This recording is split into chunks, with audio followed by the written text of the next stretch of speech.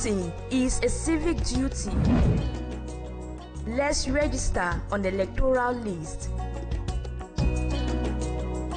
This is a message from Equinoxe Television.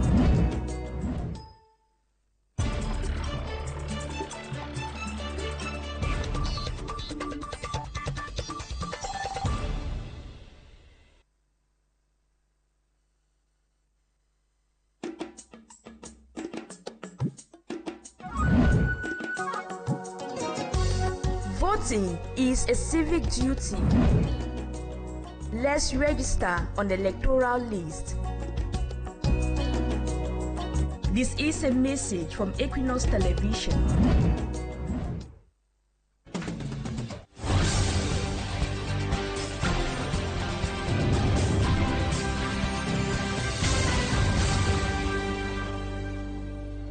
Hi there to you all viewers of Equinoxe Television. Welcome back from the weekend. It's time for the news. We thank you so much for joining us tonight. Our major stories this evening. Widows are on the spotlight today as the country observes the International Widows' Day. In Cameroon, widowhood is characterized by sufferings and even assaults from unscrupulous in-laws. Attribution of property and widowhood rights are some serious issues faced by widows in Cameroon. Legal minds advise that married women should know their rights as wives before it's too late for them.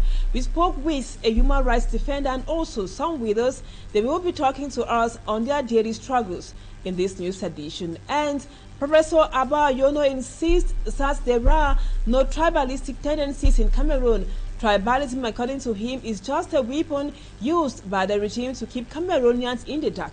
We bring to you highlights of his outing on Equinoxe Television, still in this news edition. And also in sports violence in some football pitches in the country, some referees have been caught to order after assaulting players during football encounters across the country.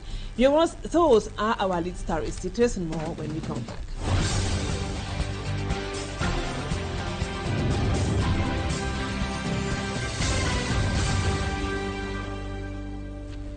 Welcome back, viewers. Thank you so much for the confidence.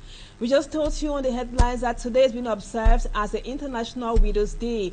In Cameroon, widowhood is characterized by sufferings and assaults from unscrupulous in-laws. Attribution of property and widowhood rights are some of the serious issues faced by widows in Cameroon. Legal minds have advised that married women should know their rights as wives before it's too late for them. Our reporter Malak Dori spoke with a human rights defender and also some widows. They tell her their daily struggles as widows in this report. The plight of many Cameroonian widows is indeed a sad tale, oftentimes, especially for many who live below the breadline. These women naturally enjoy the protection and provision of a man, whether they are fathers or husband, but in most cases that only lasts as long as the man is alive.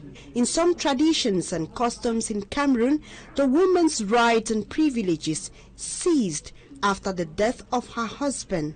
Legal experts, however, say this happens because most victims are ignorant of their rights. But woman who knows a little bit her rights will not give all that thing, and she will follow a lawyer to help her. She has the right to benefit of the half of everything, that every property that the husband left, because they get it together. When family members prevent the widow from taking full possession of the house and other properties, the state must intervene. Normally, government have to help her. If a widow is poor, the government must provide for her. Most of them will die in the quarter because they cannot come to the court and pay the ordinary fees. Some widows experience barbaric tradition, which is handed down from generations to generations. A widow who was obliged to stay 9 days without bed. I defend one woman who was obliged to have sex with 3 brothers of her husband. Couples are thus advised. If somebody come and ask for marriage, they must make sure that the man is not married or declare that he's polygamy. He can just put everything in the name of the woman. It means that when man is buying the land or the house, he can put the name of both. his name and the name of the... As Cameroon joins the world to commemorate the International Widows' Day under the theme Empowering Widows, Building Resilience, Restoring Dignity, women are advised to be empowered so that when they lost their husband, it won't be an end to their comfort and that of their children. Courage to all the widows out there. And now let's talk about the kidnap and killing of a university student in the nation's political capital, Yaoundé. Barrister Fabien Kene describes the killing and mutilation of that student as an unforgivable crime in a civilized society. Though a capital murder, he is not in accord with some Cameroonians who think the death penalty should be applied. Innocent Ase completes the story.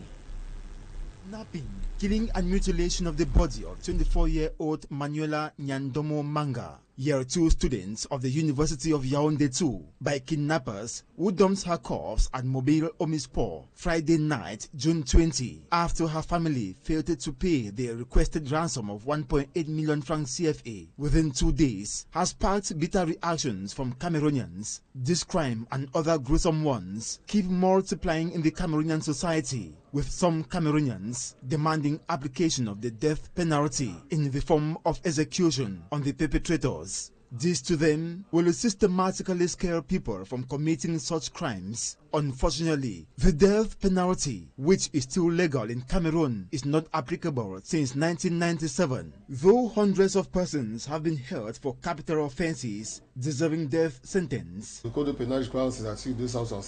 Barrister Fabien Kene, who qualifies the Manuela's case atrocious, intolerable, abominable and unpardonable murder in a civilized society, says such a crime merits a death sentence, but it is not applicable in Cameroon. He, however, says he will not stand for it to be applicable because it is irreversible, especially when an accused or condemned person is executed and later found innocent. He will not be brought back to life and everything will dwell on regret. Sauf que, comme je vous l'ai dit, il s'agit d'une peine extrêmement grave qui est irréversible.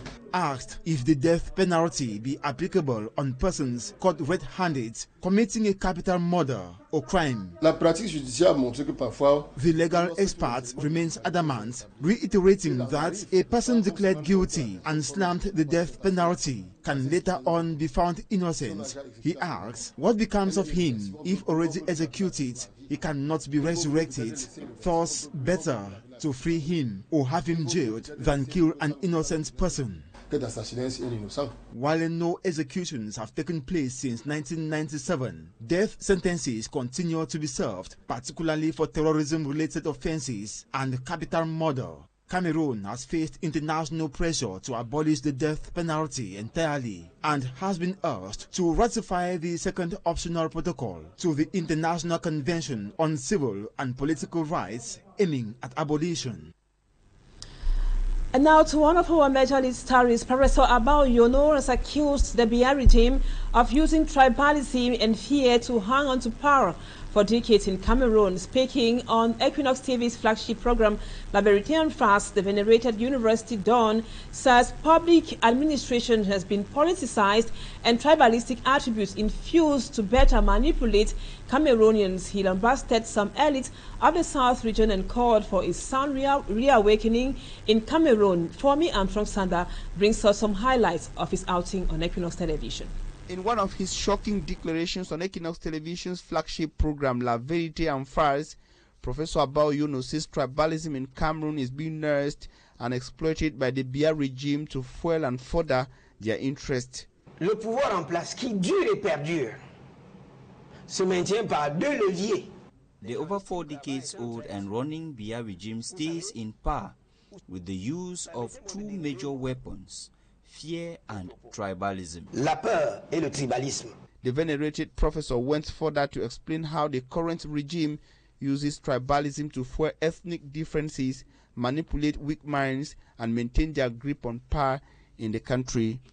Le tribalisme est une arme de destruction massive. Tribalism is a weapon of mass destruction. Quand un originaire de l'Ouest, when a Bamileke from the West region supports Paul Biya, it is normal and okay. But when Abao Yono is seen behind Kamto, it becomes a problem. Why? This is tribalism that has been infused into our thinking. Parce que Maurice Kamto, c'est également le fils. The professor further called on sound-minded Cameroonians to prioritize nation building beyond the basis of ethnicity and regionalism, highlighting the destructive impact of tribalized politics on the social fabric of Cameroon. Je suis membre de la société civile.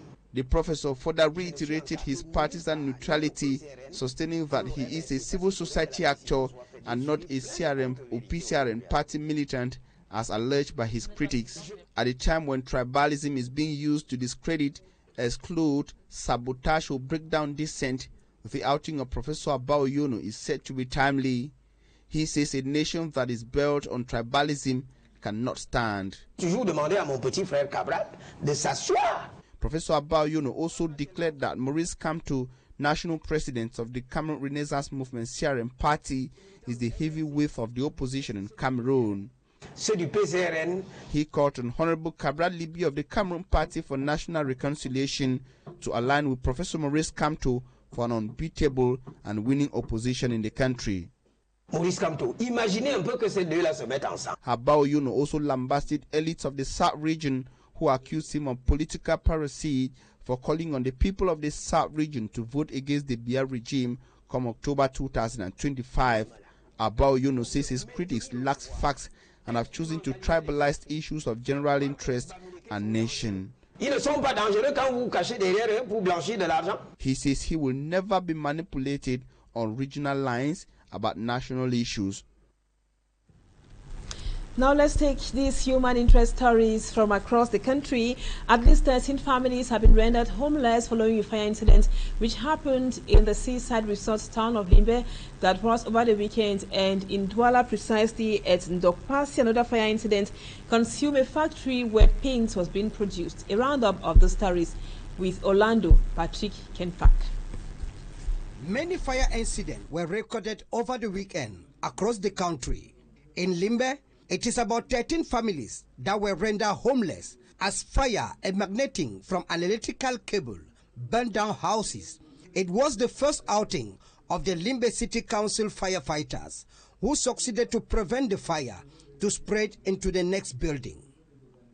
In Yaoundé, it is a building which hosts the headquarters of an intercity transport agency that was at the scene of a serious fire incident. The fire broke out as a tanker truck transporting fuel were at the agency to supply buses. Many buses belonging to the said agency and private cars belonging to clients were consumed by this flame. Meanwhile, in Douala, at Entrée Carrière, village neighborhood, a fire incident occurred in a home where clandestine paint company was operating in hiding. The incident marked by loud explosion emanating from drums containing the chemicals used to make the counterfeit paint. According to sources, the house and the company belong to a Nigerian who have been behind this risky business. While the fire was contained, this incident raised questions about the proliferation of clandestine factories producing flammable or potentially dangerous products in residential area of Douala, posing a serious risk to public safety. And now in news out of our national frontiers, villages of central Nigeria's Plateau State, where recent killings took place, attacked a bus transporting Muslim wedding guests, killing at least 12 people, an act which has been condemned by Nigerian President Bola Ahmed Tinubu. And over to Cote d'Ivoire, speaking at a rally in Abidjan, Southwest yesterday, Cote d'Ivoire's President Alassane Ouattara said in the coming days he will announce whether he will run for a first time in the country's election. Cedric Chakutio with details of the stories. 12 Muslim people on a bus to attend a wedding were killed by a mob of villagers in central Nigeria. 22 suspects have been arrested by local authorities. President Bola Tinubu condemned the unacceptable and barbaric act and ordered the arrest and punishment of the perpetrators, while urging the Plateau State government to take decisive action to put an end to these crucial cycles of violence. It must be noted that religious and ethnic clashes have long plagued the daily lives of the residents of this locality. Recently, Plateau State has seen a resurgence of violence between Muslim herders and sedentary farmers, mainly Christians, over control of land and resources. So far, 22 people have been arrested by local authorities.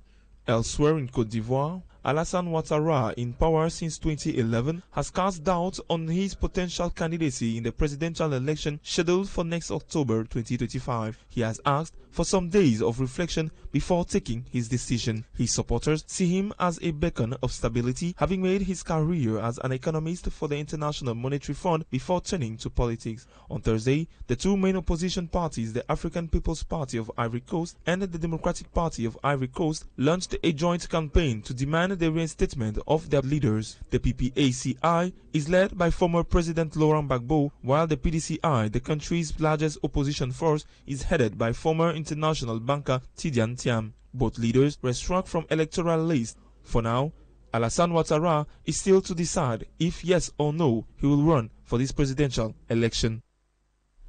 And now in sports, supporters of local football championships have continued to decry the rate at which local football is negatively being affected. Many now think that it's needless somehow for them to pay their hard-earned money to watch games, as they believe referees are now making money from poor decisions during those games. Our reporter Smart Jikan Gabriel tells us more. Yes, of Eyes of Hope Football Academy of Limbe, Ishosa sit on the pitch as a sign of disgruntlement after they conceded a goal through a penalty believed to be a wrong decision from the referee. Before this protest, players of Apejes of Mfu and Ishosa faced off. Then a red card was shown to the team captain of Ishosa, after which a heated debate ensued between Ishosa and the referee. The referee will go ahead to headbutt one of the players of Ishosa. Apart from the Ishosa versus Apejes tug of war, still in the Elite 2 League, a goal that was refused by referees during the Aiding Sport versus Aigle Menua game made tongues waxing. No one seems to understand how a player gets an offside when he took the ball from his own half of the field until he scored, only for the referee to blow an offside position in the Elite 1 Championship in an Advanced Day 29 game at the Hundaja Stadium in Gadwa. The match pitting Gazelle FC of Gadwa to Dinamo FC of Idwala was interrupted after the central referee, Ndanga Mundi, awarded 2 penalties to visiting Dinamo of Douala. A disgruntled fan had to throw a bottle on the pitch. Many fans were also taken aback as central referee Tanyi Shadrach ended the game just when Fuf Azul scored its winning goal against IS Fortuna in the Elite 1 League. Many didn't understand the referee's decision. Meanwhile, items like telephone, money, shoes and watches belonging to the Public Works Department, PWD Bamenda, were stolen by unknown persons during their away game against league leaders Colombo of Janelobo at the military stadium in Yaoundé. Investigations are already opened to catch the perpetrators. Thanks, Smart, and that report brings us to the end of the first part of the news, viewers. Let's now move on to Talking Point.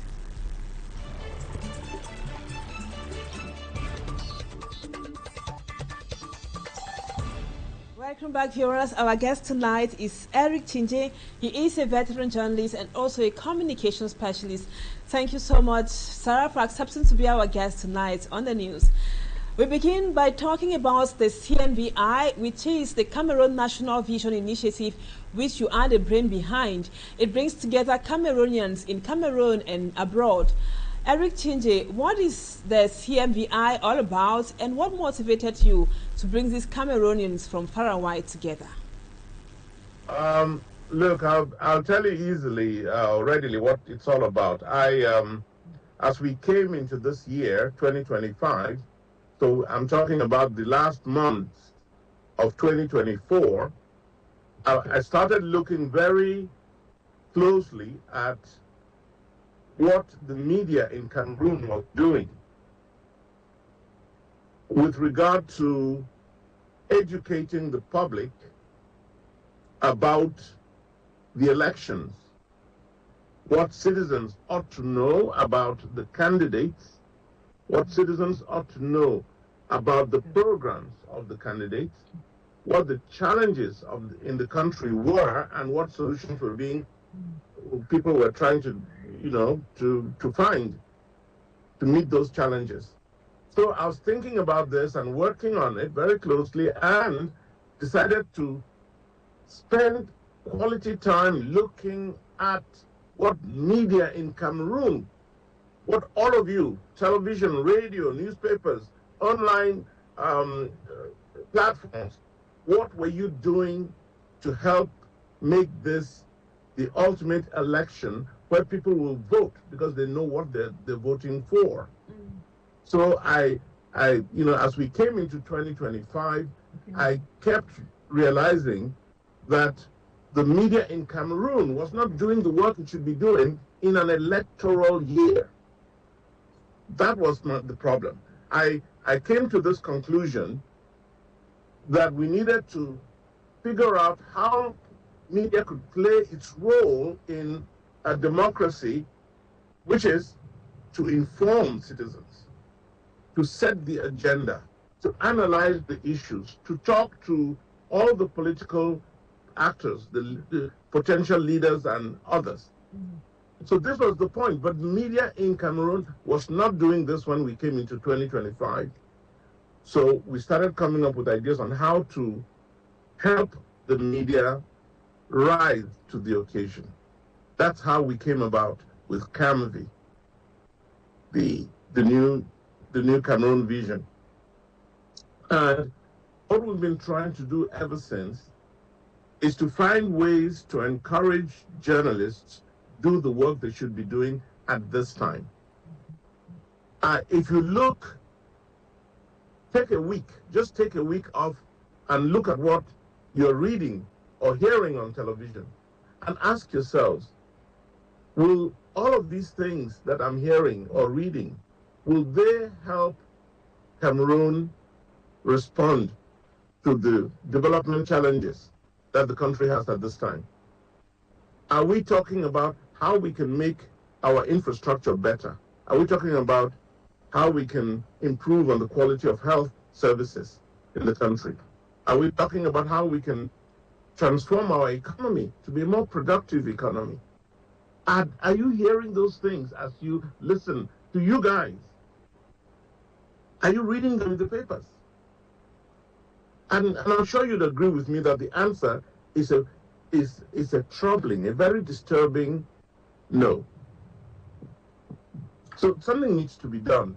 If we all care for the country as we all do, and I believe we do, then somebody ought to be saying, my goodness, nobody has come up with answers on how we resolve the crisis of infrastructure in the country, the crisis of health, the crisis of education, agriculture. We're not even learning to transform basic things in our agriculture.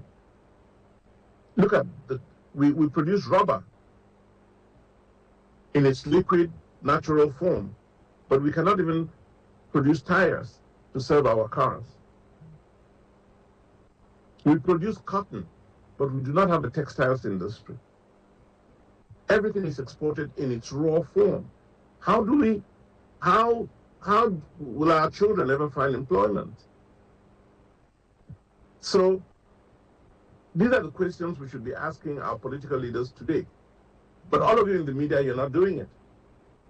The media in Cameroon today is part of the problem of the nation. You must have that in your mind. Don't say it and say it loud, my dear.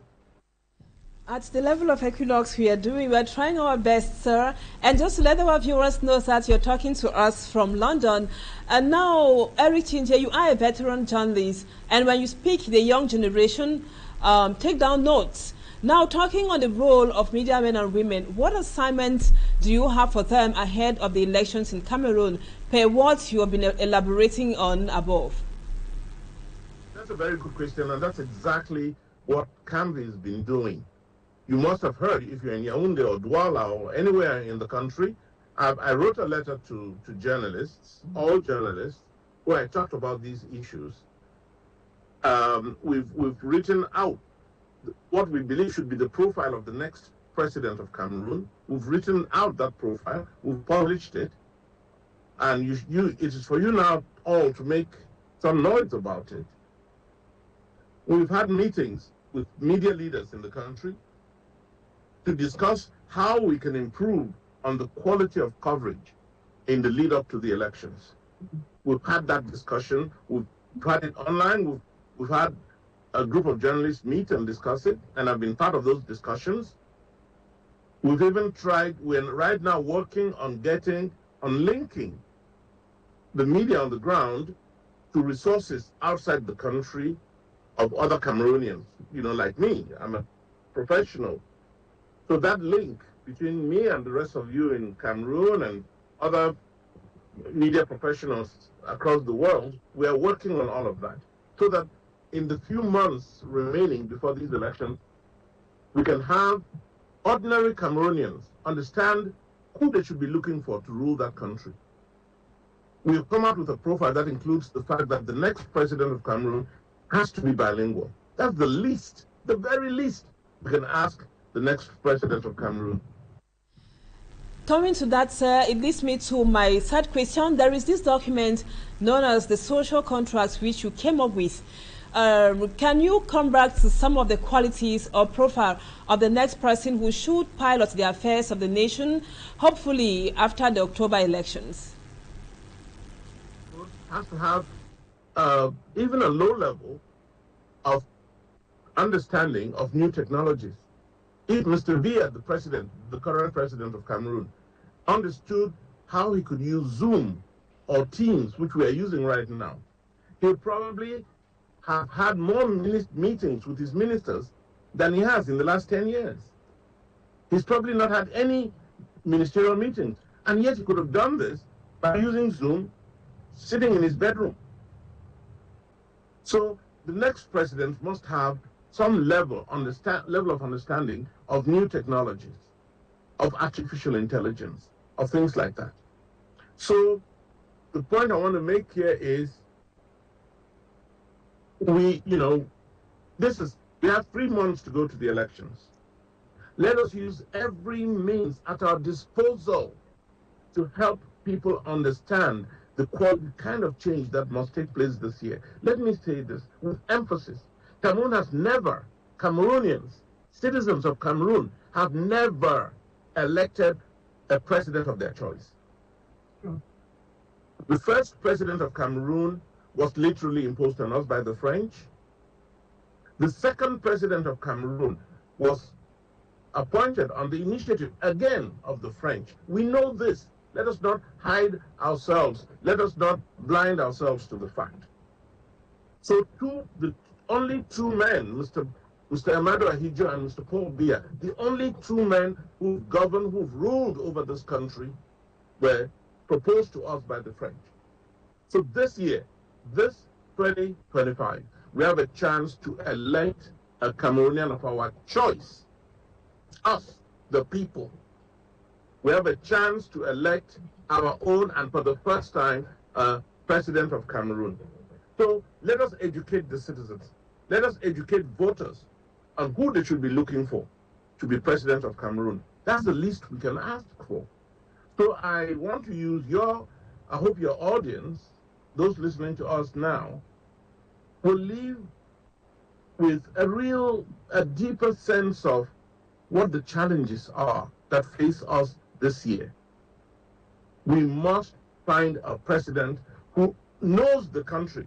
As you well know, as I do, Mr. Biya has not traveled across Cameroon. He doesn't know about the villages, and the only village he knows is Mbomeka. He doesn't know the rest of them.